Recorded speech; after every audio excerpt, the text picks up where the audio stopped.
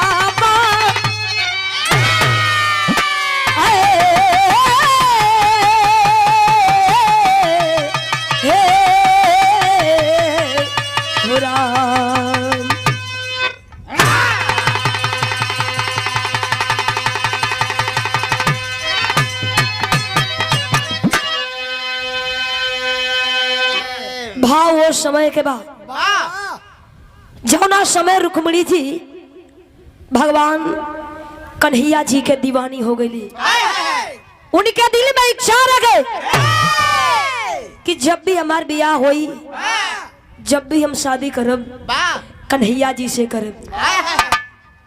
सोचत विचारत अपने महल के ओर गईली अपने 5 भाइयन के आगे अपने पिताजी के आगे भीष्म जी के सामने हाथ जोड़ के कहे लगली कि बाबू जब भी हमार ब्याह करिहा जब भी हमार शादी करिहा कन्हैया जी से करिहा। अपन बात बतौली हा भूमिका से कहे पल कैसे मास्टर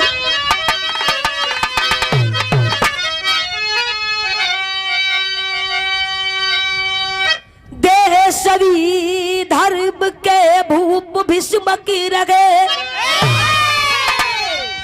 रुक्मिणी बेटी जब की सयानी हुई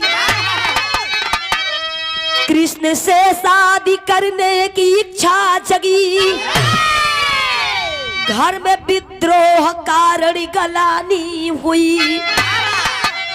बड़ा भाई रुक्मिणी का रुक्मी कहा कृष्ण बैरी संग शादी न होगी कभी दूल्हा बन कर के आएगा शिशुपालगी। ये प्रतिज्ञा हमारी सुन लो सभी।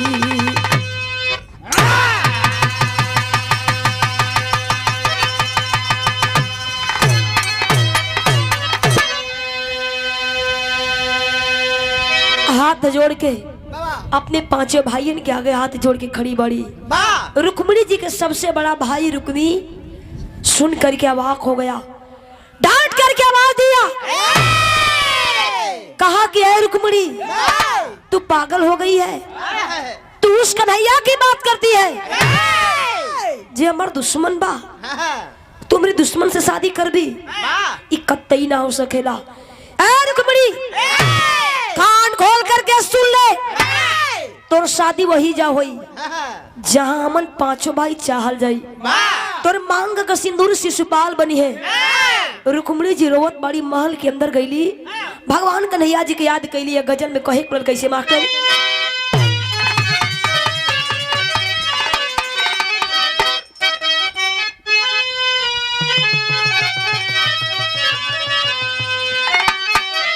यह गजल के लाइन बा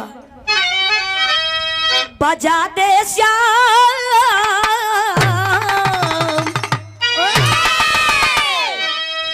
बजा दे श्याम बसुरिया तो मजा आ जाए।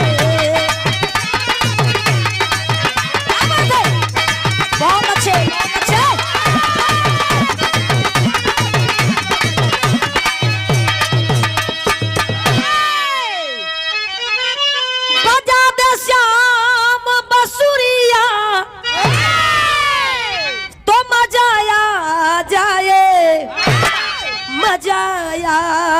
जाए, हिला दे पतली कमरिया तो मजा आ जाए।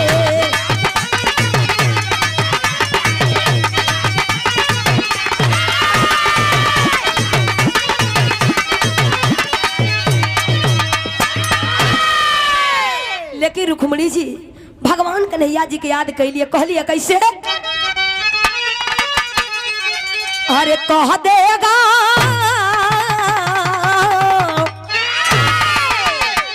कह दे हाथ बचनिया तो मजा आ जाए।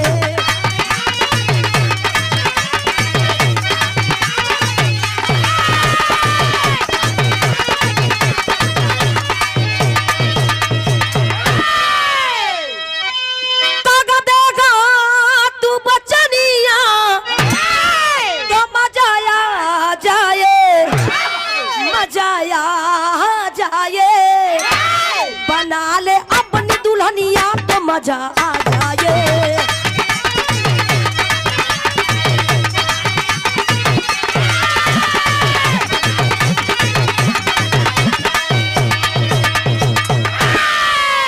रुक्मिणी जी रोवत बड़ी महल के अंदर, यार पांचों भाई विचार करे लगलन कि 5 भाई में मर एक बहन रुक्मिणी बा, अगर कहीं गलत कदम उठाए लई तो बड़ी बेइज्जती हुई।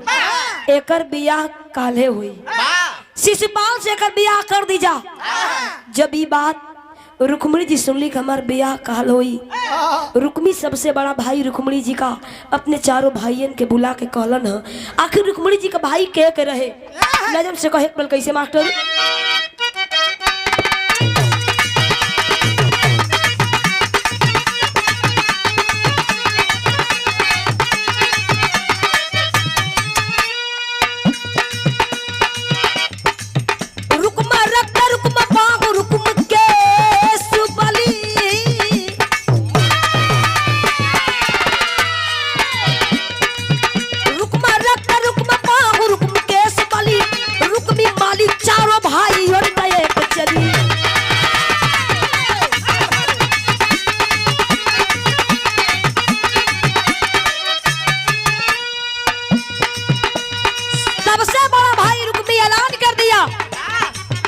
रुक्मिणी का बियाह काले होई, कैलाश का कहे के पड़ल?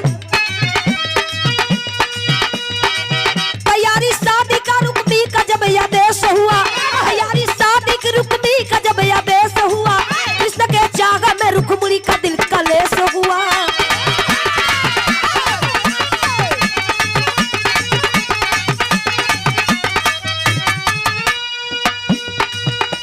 रुक्मिणी जी जान गई कि हमार बियाह काले होई, हमारी मांग का सिंदूर शिशुपाल बनी है। रोवत बड़ी महल के अंदर बैठ के आए वो काम कैली भगवान कन्हैया जी खातिर कैली का? व्यथलित पाती में कब्राम से भेजाई गए, व्यथलित पाती में कब्राम से भेजाई गए, आप भी रुक्मिणी बहोरगी पराई गए।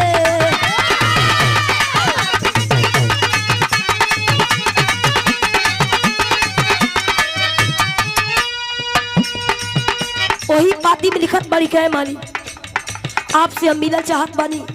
भगवान कन्हैया जी खातिर पाती लिखत बड़ी की मालिक हमार काले बियाह बा शिशुपाल से, हम शिशुपाल से शादी नहीं कही चाहत, हम आज आपसे मिलल चाहत बनी मालिक। मिले खातिर पता कहाँ के देली कहे के पड़ल?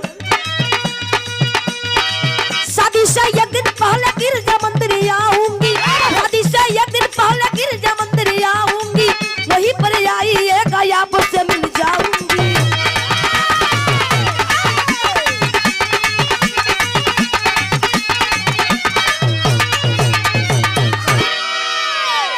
रुक्मिणी जी एक ब्राह्मण देवता से पाती लिख के भेज देली। ब्राह्मण देवता पाती लेके भगवान कन्हैया जी के पास चलन है। कन्हैया जी कहे लगलन कहे ब्राह्मण देवता काले रुक्मिणी के बियाह बा शिशुपाल से, आज हमसे मिले के कहत बा, आखिर हम का करी कुछ समझ में नहीं खयावत। बारे भगवान कन्हैया जी सुनलन। ब्राह्मण देवता भी हाथ जोड़ के कलन की मालिक कौन उपाय करी, ना तो रुक्मिणी आपके बिना मर जाई। भगवान कन्हैया कहे लगलन कहे ब्राह्मण देवता हमार बात जाके पहले रुक्मणी से मत कही, जाके साला रुक्मी से कही। रुक्मणी के सबसे बड़ भाई हुए रुक्मी बा, जाके वही से कही। आखिर कही कहाँ गीत लागल मास्टर, गीत कौन बा?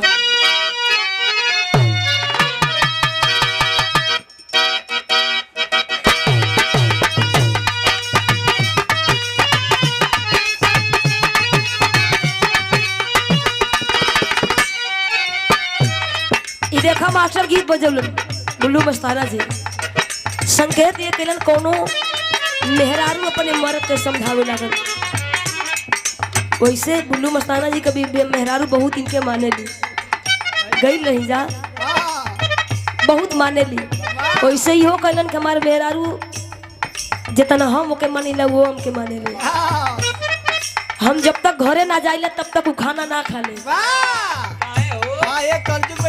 मिला का ई कहे लगलन कि जब तक हम ना जाइले तब तक वो खाना ना खा ले, चाहे भले 12 बज के रात हो जाए। हम कोई देव कि 2 बजे आई तो 2 बजे ले गोरी हमके वो खाना ना खाई। तो हमनो लगनी जा कहे भैया तू किस्मत बनौले बड़ा तोर मेहरारू ऐसे मिलल। तो ई करन खूब बात ना, जब तक हम जाइला ना वो खा ले ना, काहे ना खा ले। जब तक हम बना के देई ना तब तक वो खाई ना, जाई ना बनाई ना तब वो खाइबो करे। वैसे मेहरारू मिलल ही। मेहरारू अपने मर्द के समझावत ये का कहे मास्टर? घर की में मजा राजा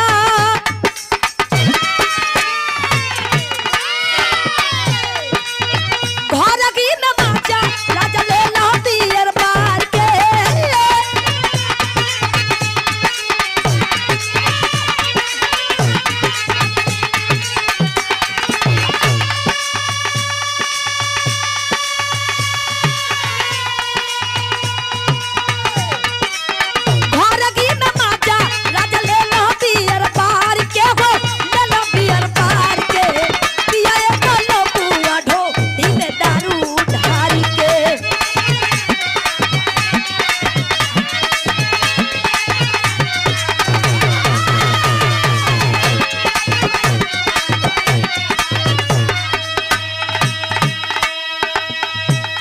लेकिन भगवान कन्हैया जी कहे लगन के ब्राह्मण देवता जाके साला रुक्मी से कहिया का कैसे?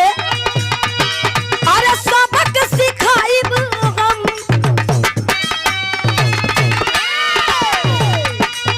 सबक सिखाइब हम चल के बड़का सार के।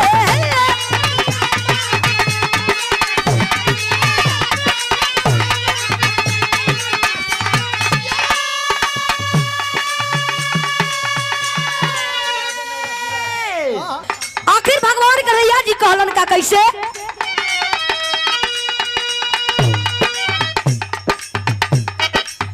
सबक सिखाई हम चल के बड़का सार के।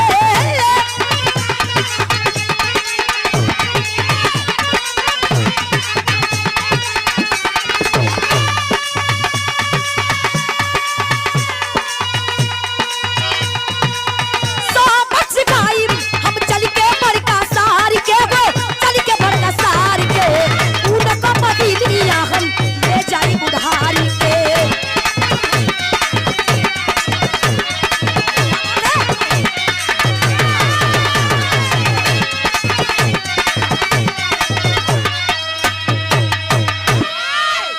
भगवान कन्हैया जी में ब्राह्मण देवता में बात होत बा। हर पांचों भाई शादी के तैयारी में लागल बड़न के हमरे बहन के काल्हे शादी बा।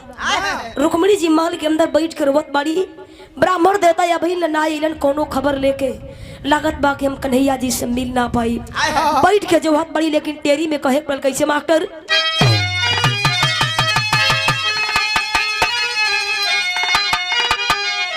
धावा नवा नहीं अइले अबगी, धावा नवा नहीं अइले अबगी। महल में जो है रुक्मणी ब्राह्मण के या बनवाया या बनवाया या बनवा। बैठ के जोहत बड़ी ब्राह्मण देवता के। तब तक ब्राह्मण देवता अइलन कलन के रुक्मणी तू रो रही है, जा गिरजा मंदिर में भगवान कन्हैया तुम्हारा इंतजार कर रहे हैं। रुक्मिणी जी पैरवा पकड़ी के रोवे लगली ब्राह्मण देवता के। कली की मालिक आपे बताई हमार पांचों भाई इतना पाबंदी लगा देले बड़न कि महल से को कदम हम बाहर ना रख सकीले। तो गिरजा मंदिर तो बड़ी दूर न बा। ब्राह्मण देवता करन को उपाय हम बतावत बानी। जाए अपने पांचों भाइयन से कही दा कि शादी से पहले हम गिरजा मंदिर में पूजा करब। रुक्मिणी जी डराते डराते अपने पांचों भाइयन के बुलौली है। कहे लगली भैया काले अमर शिशुपाल से शादी बा, हम शादी से पहले गिरजा मंदिर में पूजा के चाहत बानी। पांचों भाई बड़ी खुश भइलन। कलन कहे रुक्मिणी शादी से पहले तू गिरजा मंदिर में पूजा करना चाहती है तो जा करके पूजा कर ले। रुक्मिणी जी बड़ी खुश भइली। अपने दासियन के लेके गावत बजावत वही गिरजा मंदिर की ओर चलली है। कैसे चलली मास्टर? गीत लागल, गीत कवन बा?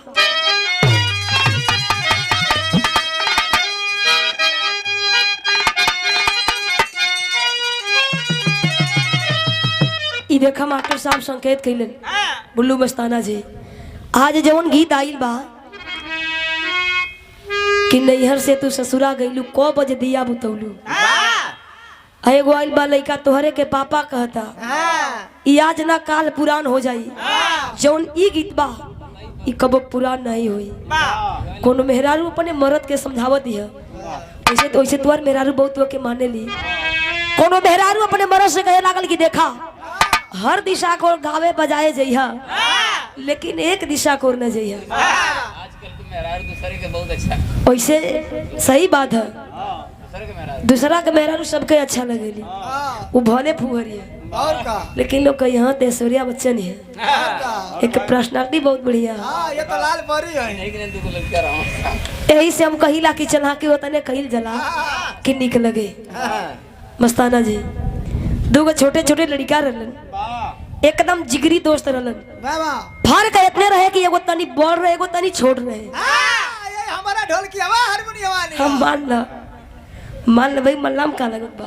तब का इनके दोनों गांव वो दोनों लड़का जौने गांव के रहलन वही गांव में एक बर्फ बेचे वाला गइल।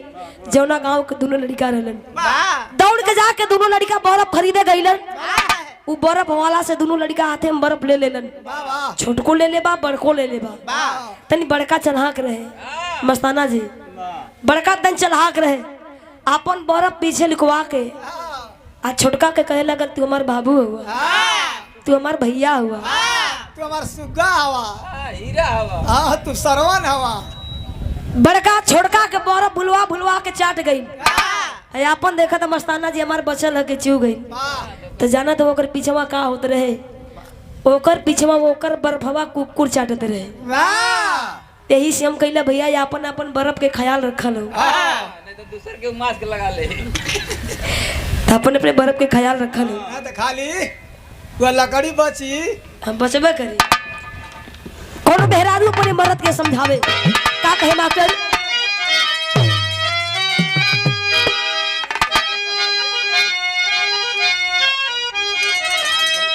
ये कहे अरे डूबी मरब ये राजा, डूबी मरब ये राजा, जईबा जो पूर्व के दसमा।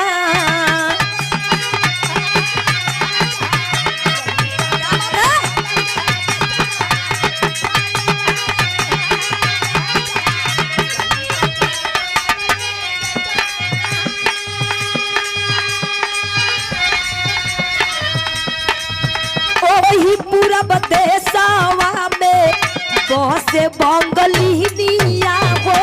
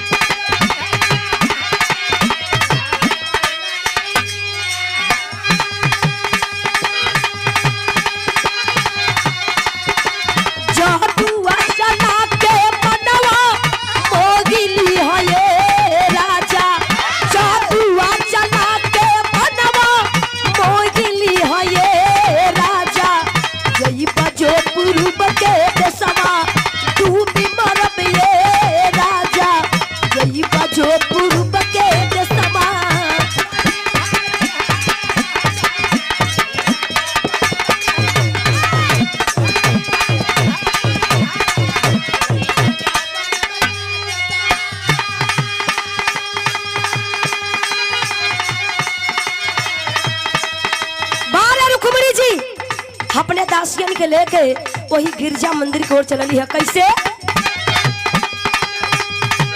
गिरजा पूजन पदे रुक्मिणी सजनिया हो चलली।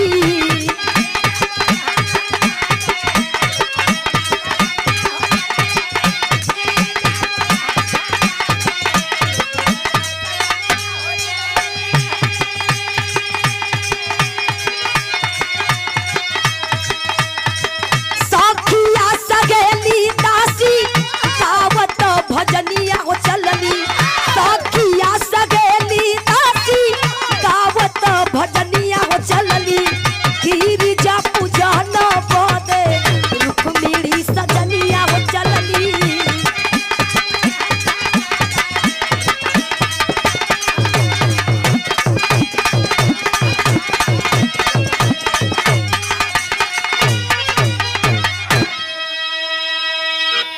रुक्मिणी जी अपने दासियन के लेके गिरजा मंदिर को ओर चलली है। अपने दासियन को ही गिरजा मंदिर के गेट पर रोक देली। मंदिर के अंदर गईली, देखली भगवान कन्हैया जी खड़ा हुवन। दौड़ के जाके पैरवा पकड़ के रोवे लगली, कहली कि मालिक हम आपके बिना जी नहीं पाई, कोनो उपाय करी, हम शिशुपाल से बियाह नहीं कइल चाहत। भगवान कन्हैया जी कहलन के रुक्मिणी तू रोवा मत, तो के हम ले जाए ही आइल बनी। भगवान कन्हैया जी कहे लगलन रुक्मिणी तू रोवा मत, तो के हम ले जाए ही आइल बनी। बाहर भगवान कन्हैया जी रुक्मिणी जी के हाथ पकड़लन है, वही जैसे लेके फरार हो गईलन। ई खबर जब पांचों भाइयन के मिलल, पांचों भाई अवाक हो गईलन, आग में बुलाक हो गईलन। कन्हैया का ई मजाल हमरे बहिन के लेके फरार हो गईलन। ई खबर वही जा गईल जैसे रुक्मिणी जी के शादी तय रहल। शिशुपाल के पास खबर गई, आपे लोग बताई शादी से पहले जेकर होए वाली दुल्हन दूसरा के संग फरार हो जाए, बुल्लू मस्ताना जी तू का करी है? का करी, दो बोतल मार के उलट जाई। लेकिन शिशुपाल ही ना कैलस। आखिर कैलन का कहे पर कैसे मास्टर?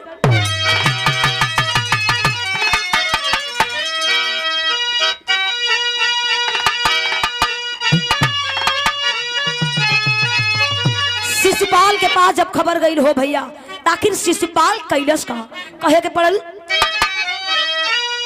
पावत खबरिया हो शिशुपाल दुलगा से नवा सजाया बढ़िया करी हो। पावत खबरिया हो शिशुपाल दुलगा से नवा सजाया बढ़िया करी हो।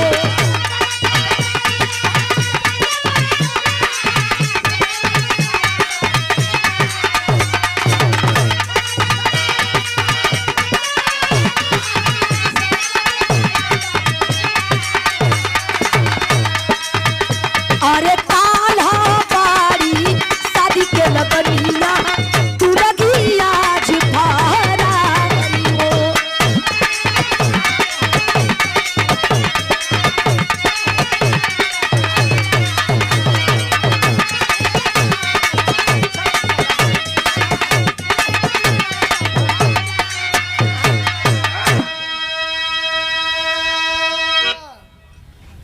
आखिर शिशुपाल अपना सेना लेकर के चल दिए। शिशुपाल के पिताजी 6 दिन नरेश समझावे लगलन के ऐ शिशुपाल, डांट करके आवाज दिए कलन के शिशुपाल उजाए द रुक्मिणी तुहार ना रहली है। शिशुपाल कहने की कन्हैया कई मजाल हमरा मेहरारू के लेके फरार हो गईलन। एहर पांचों भाई अपन सेना लेकर चलन। शिशुपाल भी अपना सेना लेकर के चल दिए। अब ही कन्हैया जी रुक्मिणी जी के लेके कुछ दूर तक गईलन। तब तक पांचों भाई चारों तरफ से घेर लिए, डांट करके आवाज दिए कलन के कन्हैया तनिको तू के शर्म नहीं खयावत, दूसरा के मेहरारू के तू अपन मेहरारू बना के लेके चल देला। तब तक शिशुपाल देखलन कन्हैया जी हमारे मेहरारू के हाथ पकड़ ले हुए। शिशुपाल के आंख एकदम लाल लाल हो गई। कलन क्या है कन्हैया, पहले हमारे मेहरारू के हाथ छोड़ा। भगवान कन्हैया कलन कैसन मेहरारू, केकर मेहरारू, रुक्मणी हमार मेहरारू हो। पांचों भाई ललकार के टूट पड़लन। पापड़ से कहे पल कैसे मास्टर?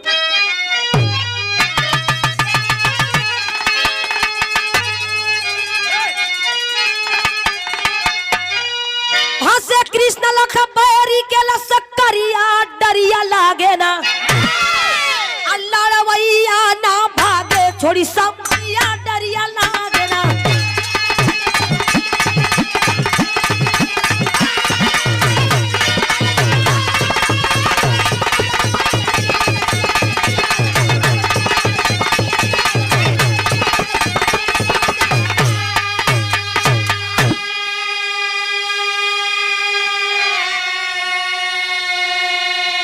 रुक्मणी जी जब देखली हमार पांचों भाई ललकारत बड़न, शिशुपाल भी ललकारत बड़न, रुक्मणी जी भगवान कन्हैया जी के ओर देखे लगली। आंख से आंसू आवे लागल, लागत बाकी अब हमन के मिल ना पावल जाई, एक ना हो पावल जाई। भगवान कन्हैया जी कहलन कि रुक्मणी तू रोवा मत। भगवान कन्हैया जी पांचों भाइयन के समझावे लगलन। कहलन कि अच्छा इतना गुस्सा होला के का जरूरत बा? जब रुक्मणी हमारे पास आ ही गई, रुक्मणी हमरे बिना जी नहीं पाई। पांचों भाई सबसे बड़ा रुक्मी डांट करके आवाज दिया, कलश कहे कन्हैया तू के शर्म में आवे के चाहिए, तो दूसरा के मेहरारू के तू अपन मेहरारू बनावत हुआ। भगवान कन्हैया जी कहनी मनिह कुना। जब भगवान कन्हैया जी गुस्सा भइलन हम, तब भइल का हाल में कहे पड़ल कैसे?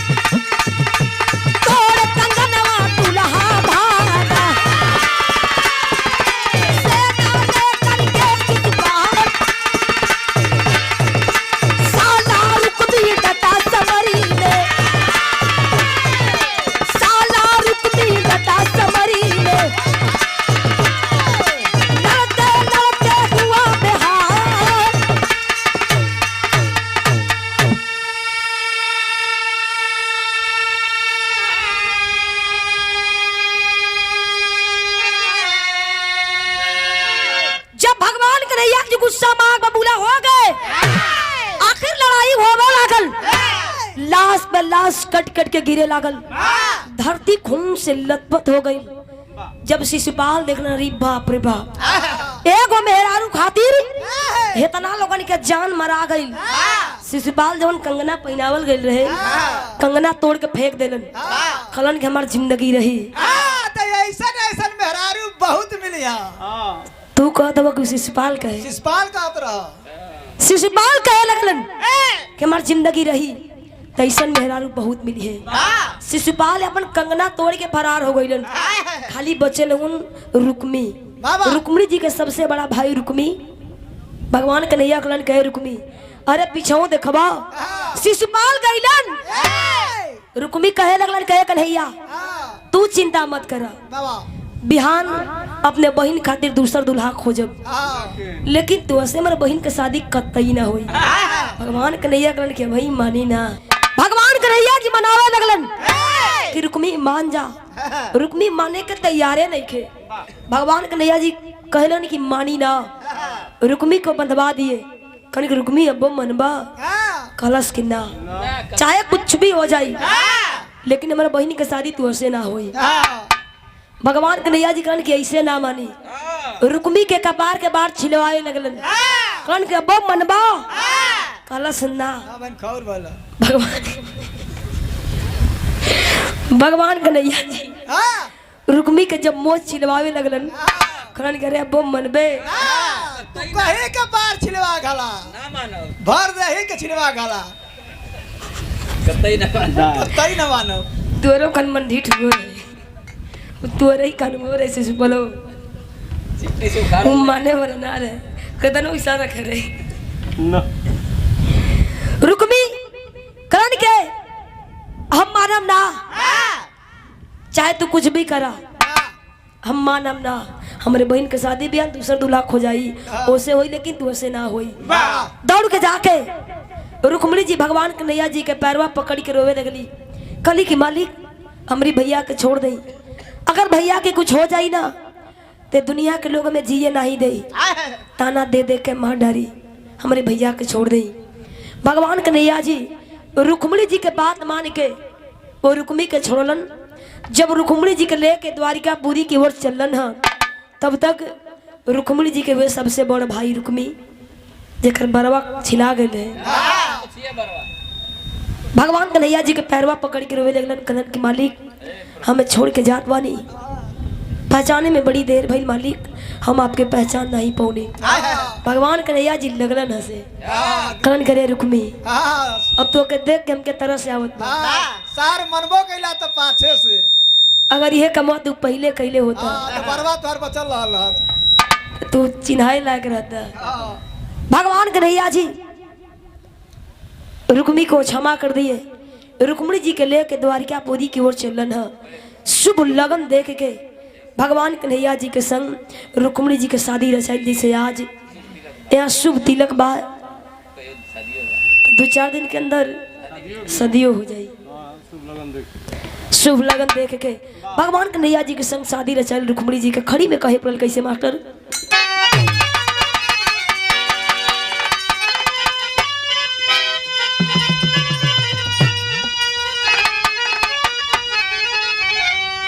ये गीत के बुल्लू मस्ताना जी मिर्जापुर के रहे वाले पंधारी दादा गाँव है न, हम ही देखली न तू ही देखला। तब उम्मीद मत करिया लोगा, अब का उम्मीद बा, लेकिन जे देखले होई आखिर पंधारी दादा गाँव कैसे कैसे मास्टर? अब ना मिली ए भाई, अब ना मिली ए बाबू, अब ना मिली अनेनुआ के तरकारी, अब ना मिली।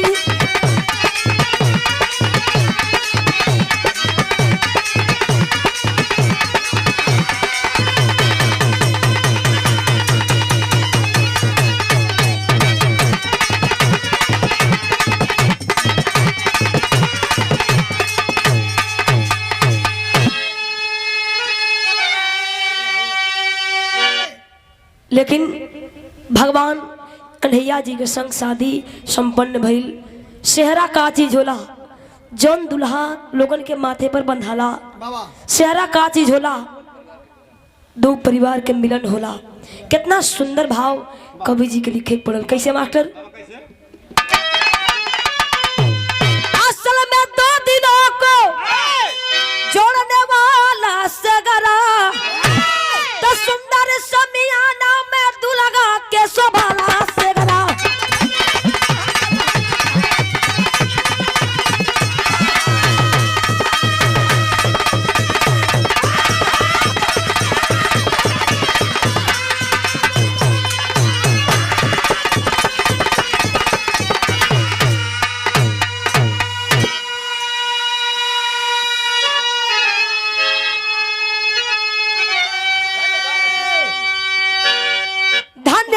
सेहरा बंधा जकर माथे, तन वखर दिया कंगन व शोभे हाथे, दुनिया में दिलदार बड़ा देखाला सेगरा, तो सुंदर समियाना में दुल्हा के शोभाला सेगरा।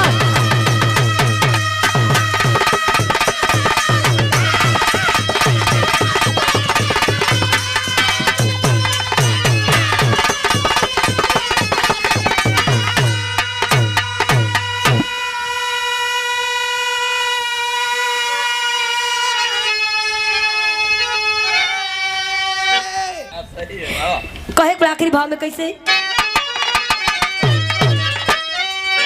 गुरु बिहारी गुरु रमन श्यामा समरू गिरधार,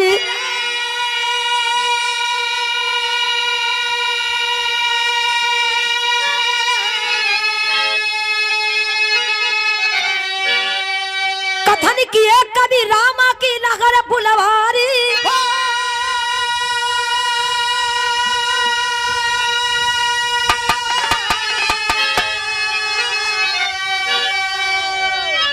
भवनवा नागी नया बगी